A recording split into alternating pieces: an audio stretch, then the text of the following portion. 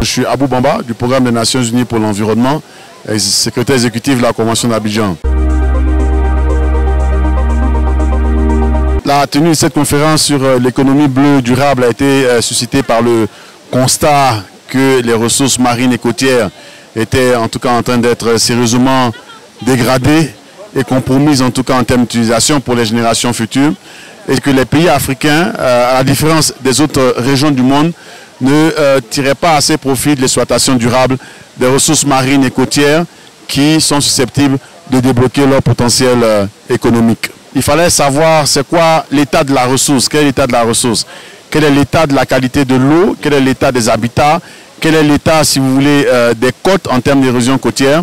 avant de penser à planifier certaines actions pour élaborer des politiques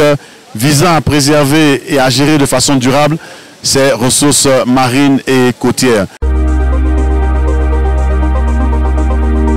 Pendant les 3 jours où nous sommes restés ici à Nairobi, il y a eu différents ateliers, différentes sessions, différents événements parallèles, notamment dans les secteurs de la finance, secteur de l'économie bleue naturellement,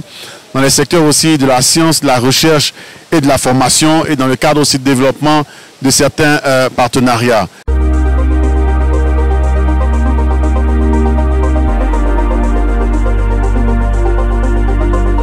Autant les pays africains sont très en retard en matière d'élaboration et de mise en œuvre de politiques, de stratégies d'application des principes de l'économie bleue, cette situation est encore plus criarde, si vous voulez, pour les pays africains francophones. C'est ainsi que nous avons saisi l'opportunité pour justement avoir un séminaire, une rencontre sur l'économie bleue dans les pays d'Afrique francophone, sur le thème des enjeux et des perspectives.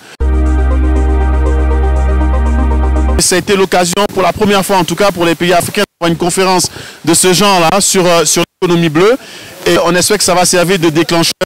pour que demain, on ait au niveau de l'Afrique de l'Ouest, au niveau de l'Afrique centrale, au niveau de la SADC, au niveau des pays d'Afrique de l'Est et du Maghreb, des politiques régionales en matière d'application de l'économie bleue. Et surtout que ça serve à améliorer les conditions de vie des uns et des autres, surtout que ça serve à débloquer le potentiel économique au niveau énergétique, au niveau touristique, au niveau de l'agriculture, au niveau du tourisme des pays africains, et qu'on se rapproche de plus en plus, en tout cas des critères de développement et de qualité de vie des pays européens et des pays qui ont réussi.